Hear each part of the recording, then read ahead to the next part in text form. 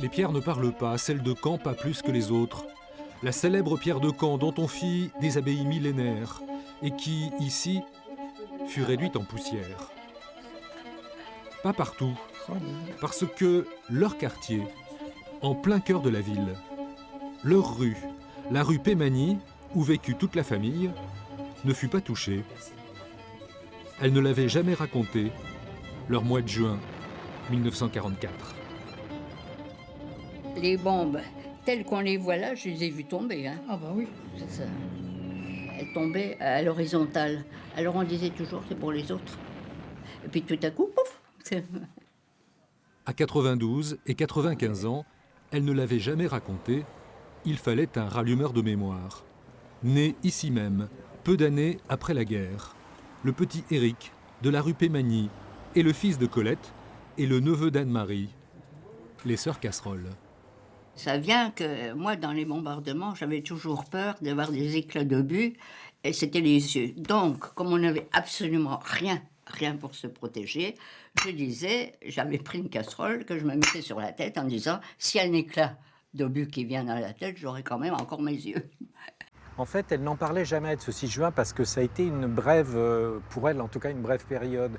J'ai quelques bribes qui me reviennent, la fumée de la place Saint-Sauveur, ma grand-mère en train de hurler de ce balcon, là qu'on voit en train d'appeler ses filles, mes filles, en ne les voyant pas venir et finalement, elles n'étaient pas loin. Elles avaient 17 et 20 ans, une jeunesse dans la guerre, dont elles saisirent vaguement le tournant dans la nuit du 5 au 6 juin.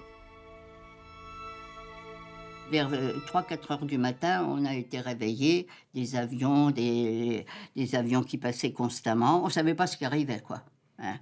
Et le premier bombardement, il a dû avoir lieu dans la banlieue. Je ne peux pas vous dire exactement, mais on dit ça bombarde. Mais nous, le gros bombardement, ça a été celui de 13 heures. Il y a eu le théâtre qui a flambé. Et les premières bombes, alors ça, je ne l'ai pas vu, hein, mais les premières bombes ont été rue des Jacobins. Et tout ce coin-là a été, vous savez, anéanti. C'est inimaginable ce que peut être un bombardement quand on est en dessous. Parce qu'on ne sait pas où se mettre. Ça dégringole, c'était par fragments, quoi. Bon, alors on a profité d'un moment où il n'y avait plus d'avion pour aller dans ce refuge, rue Pasteur, où il y a du monde qui arrivait. Et vous savez, à ce moment-là, j'ai toujours été frappée après, quoi. Personne pleurait, personne hurlait, comme quelquefois on voit. Ah, on était abasourdis. Il n'y avait plus de gens riches, ni de gens pauvres, ni rien du tout. On était obligés, on ne savait pas le matin si on allait vivre le soir. Donc, c'était très solidaire. C'est sans doute parce que les souvenirs de sa tante sont intacts et que ceux de sa mère se sont effacés qu'Éric Louviot est revenu rue Pémanie.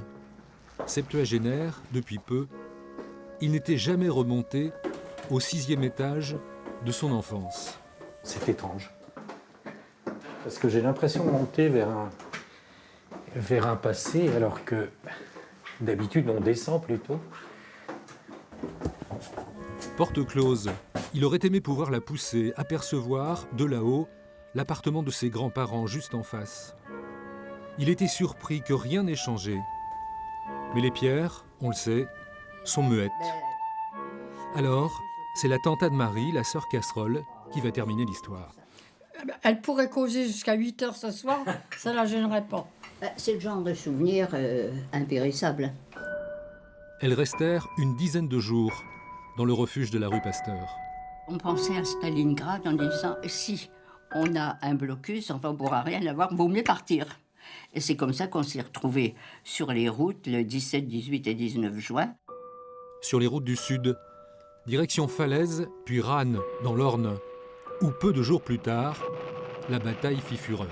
À Rannes, pour nous, c'était pas tout à fait la même guerre, parce que à Caen, c'était les bombardements, tandis qu'à Rannes, on était dans le combat, quoi. À Rannes. À Rannes, Avec on un était- accent circonflexe. Hein. Ouais, À on Rannes. ne peut pas dire qu'on était à côté, on était dedans, entre Ouais. Falaise et Argentan. C'était à Rannes. Elles y retournèrent l'été suivant pour fêter ça, la libération et la paix retrouvée, comme un pèlerinage à la campagne pour les frangines de la rue Pémagny. Et on s'en est sorti. Ça, c'est vraiment ce qu'on peut dire la destinée. Hein. Ah oui, ça, Ben, tout à fait.